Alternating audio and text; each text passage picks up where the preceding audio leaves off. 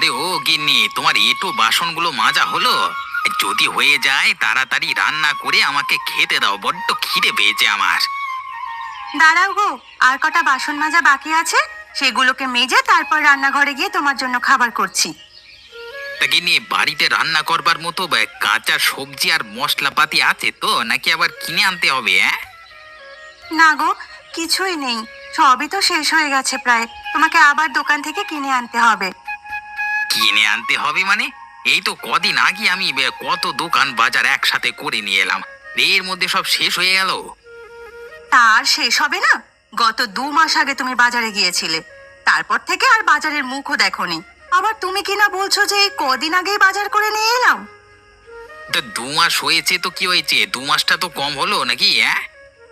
তুমি অত ফালতু বকো না তো, আর তোমার সাথে আমার বকাটাই ভুল হয়েছে। তুমি তাড়াতাড়ি যাও আর বাজার থেকে তাজা তাজা দেখে সবজি কিনে নিয়ে আসো, আর সঙ্গে ভালো একটু মাছ নিয়ে এসো। আরে মাছ কেন খাবে? আমার মাথাটাই একেবারে খেয়ে নাও না তা। কি? আসলে তুমি বললে না যে অনেকদিন ধরে বোনের বাড়ি যাওয়া হয়নি, তারপর তো আমি বাজারে গেলাম। সেখানে গিয়ে দীপকের সাথে কথাবার্তা হয়। তা দীপক বলে কালকে সকলকে নিয়ে আমাদের বাড়িতে আসতে। বাহ, এ তো খুব ভালো খবর। কি মজা কি মজা, কাল মাসির বাড়ি যাব, কি মজা। তা এতদিন পর তোমার শালির বাড়িতে যাবে, শালির জন্য কিছু নিয়ে যাবে তো নাকি? কি আবার নিয়ে যাবো গো গিন্নি, তুমি তো জানো। যাবে।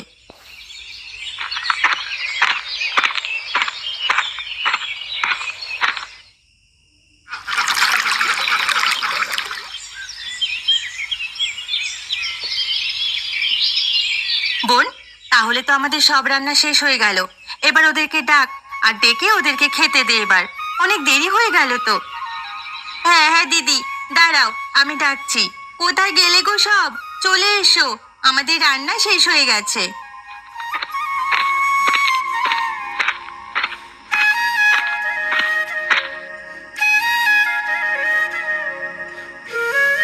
এই তো আমরা সকলে চলে এসেছি। এই দাও দাও, এবার খেতে দাও, বড্ড খিদে পেয়েছে।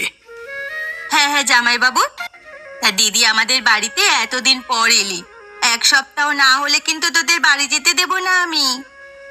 ঠিক আছে, আমরা 1 সপ্তাহ কাটিয়ে তবেই বাড়ি যাব।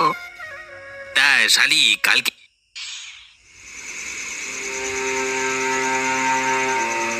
গিনি দেখলে তো আমি সেদিনকে কি বলেছিলাম? তোমার জামাইবাবু বলবে যে একবার এই খাবো একবার ওই খাবো।